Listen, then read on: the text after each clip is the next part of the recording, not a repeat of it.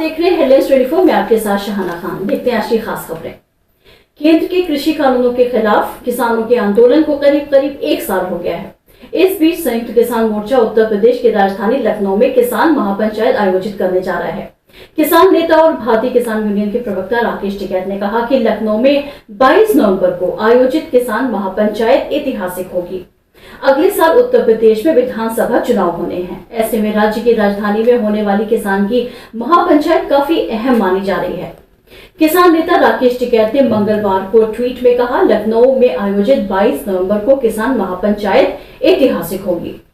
संयुक्त किसान मोर्चा की ये महापंचायत किसान विरोधी सरकार और तीनों काले कानूनों के विरोध में ताबूत में आखिरी कील साबित होगी। अब पूर्वांचल में भी अन्नदाता का आंदोलन और तेज होगा। बता दें कि पिछले साल नवंबर आखिर से किसान दिल्ली की तीनों सीमाओं पर कृषि कानून के विरोध में डटे हुए हैं।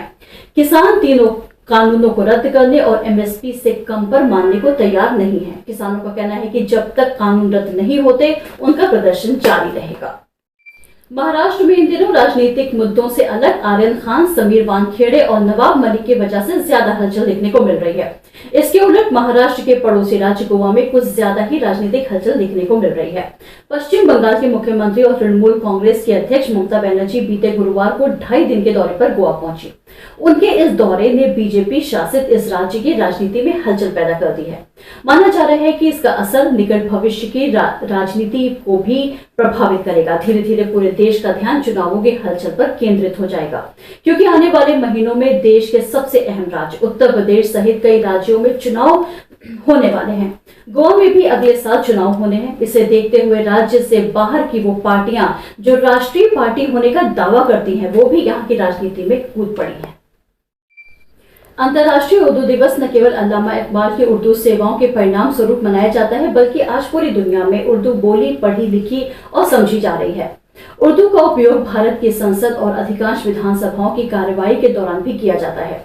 उर्दू बिहार और देश के सबसे बड़े राज्य उत्तर प्रदेश सहित अन्य राज्यों की दूसरी सरकारी जबान भी है। हमें नई पीढ़ी को उर्दू भाषा और उसकी लिपि से परिचित कराने की पूरी कोशिश करनी चाहिए।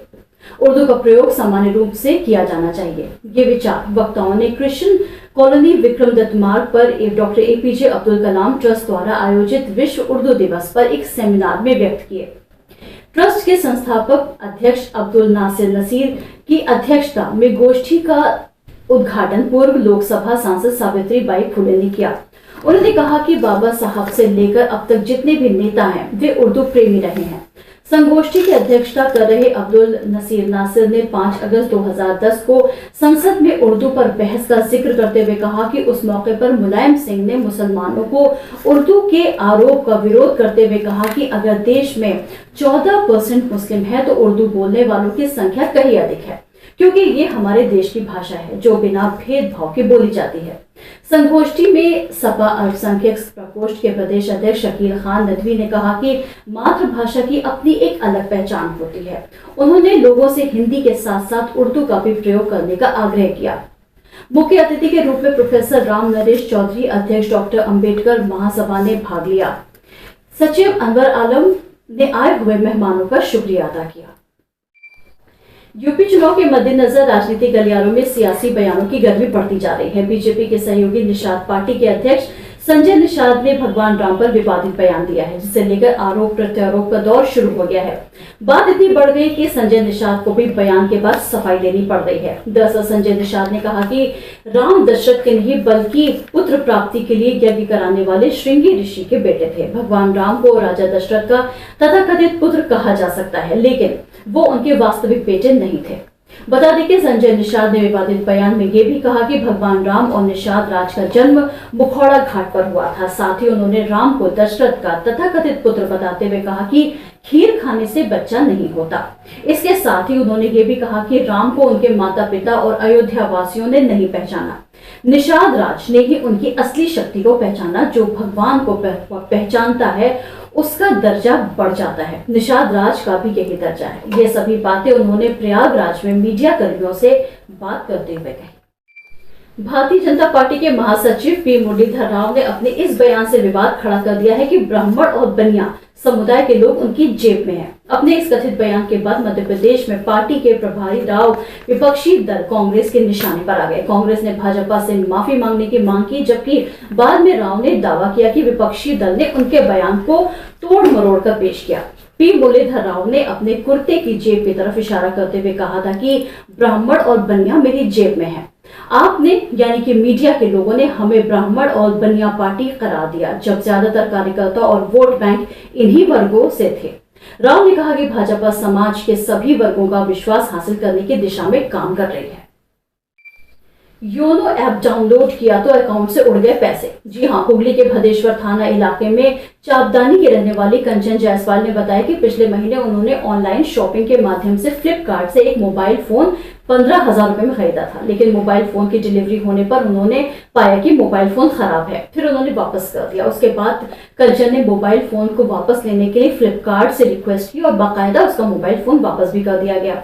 जब 25 अक्टूबर को मोबाइल फोन की कीमत वापसी की रकम को चेक करने के लिए उन्होंने SBI योनो ऐप डाउनलोड किया तो देखते ही देखते पहले 40,000, उसके बाद एक एक करके कुल मिलाकर 1,80,000 रुपए उनके बैंक के अकाउंट से गायब हो गए। पुलिस की तरफ से बताया गया है कि मामले की तहकीकात जारी है और पुलिस की तरफ से इस केस को सुलझाने के लिए संभावित उपाय किए जा रहे हैं।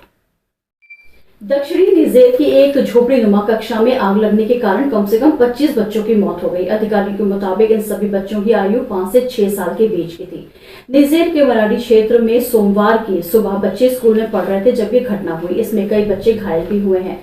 आग लगने के कारण अभी तक साफ नहीं है। निजेर के में अक्सर लकड़ी और घास फूस के बने हुए क्लास होते हैं, जिसमें भारी संख्या में छात्र बैठते हैं, जबकि ईंटों से बनी कक्षाएं काफी कम हैं। स्थानीय मीडिया को मटारी शहर के मेयर चाइबू अबू बकर ने बताया कि सोमवार को लगी आग के कारण 3 ऐसी कक्षाएं तबाह हो गई। एक चश्मदीद ने BBC को बताया कि उन्होंने कई शवों को घटनास्थल से ले जाते हुए देखा और कई घायल बच्चों को अस्पताल में भर्ती कराया गया।